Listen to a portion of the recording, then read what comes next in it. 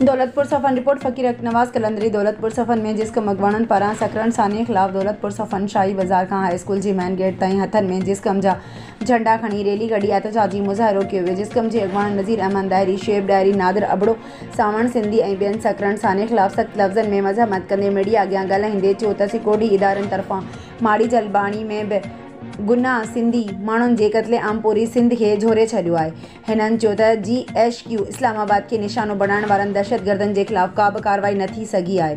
बाक़ी पोरियत तबिके जे ॻोठाणनि खे सिधियूं गोलियूं हणी दहशतगर्द ॼाणायो वियो आहे। अॻवाणनि जो वधीक चवणु हो त रेंजर जी चढ़ाई दौरान फायरिंग में बेगुनाह मारिजी वियल ॻोठाणनि जे कातिलनि खे त का बि सज़ा न अची सघी आहे, पर वेतर शहीदनि जे वारसनि ते कूड़ो केस दाख़िल कयो वियो आहे, जेका सरासर वॾी नाइंसाफ़ी आहे। हिननि चयो त साने में मुलविस जवाबदारनि जा केसनि में नाला ज़ाहिर करे सख़्त खां सख़्त सज़ा ॾिनी वञे ऐं ॻोठाणनि ते दाख़िल कूड़ो केस जल्द ख़तमु कयो वञे। ॿी सूरत में सिंध अंदरि एहतजाजी तहरीक जो सिलसिलो शुरू कयो वेंदो।